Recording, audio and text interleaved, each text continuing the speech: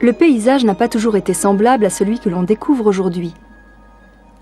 10 000 ans avant notre ère, bien avant que les premiers hommes s'installent, la vallée était occupée par un glacier. Sous un climat très froid, la neige recouvrait tout.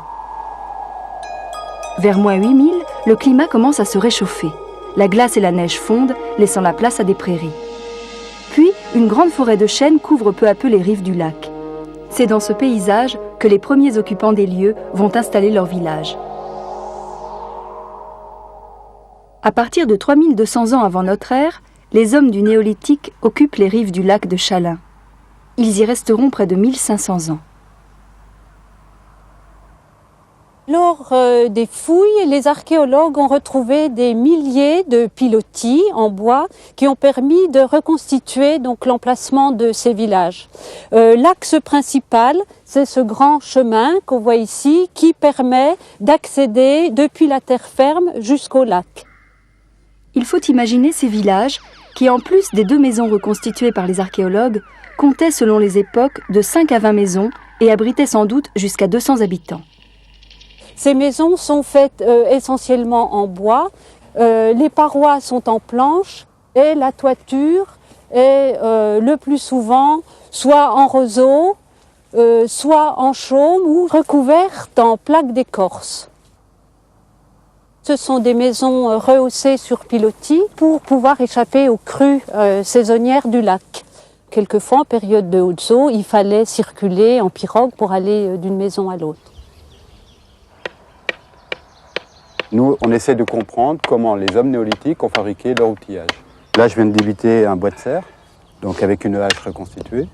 Cet outil, on ne l'a pas inventé, on l'a retrouvé, la forme, elle a été retrouvée dans les fouilles de Chalain. Donc c'est un manche en frêne, avec une gaine en bois de serre et une pierre. C'est un outillage très perfectionné, très adapté à leurs besoins. Ces hommes qui avaient acquis depuis longtemps une intelligence semblable à la nôtre ont été capables de s'adapter à un nouveau mode de vie. Ils ont inventé des outils et se sont organisés pour modifier profondément leur environnement. Au Néolithique, le paysage de la région était très différent.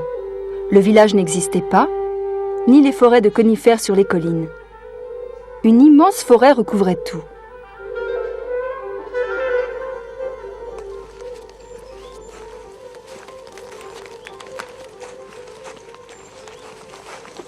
Quand les premiers hommes néolithiques ont colonisé les plateaux jurassiens, ils ont rencontré une forêt, ce qu'on appelle une forêt primaire. Une forêt qui n'est pas transformée, composée essentiellement de chênes et de tilleuls, de gros chênes, de gros tilleuls, beaucoup plus gros que ceux qu'on a ici, par exemple, sous les yeux. Donc la première approche de l'exploitation, ça a été d'ouvrir des clairières de défrichement. Cette hache aurait pu très bien être utilisée pendant tout le néolithique moyen. Elle correspond tout à fait à ce qu'on trouve dans les fouilles. Par contre,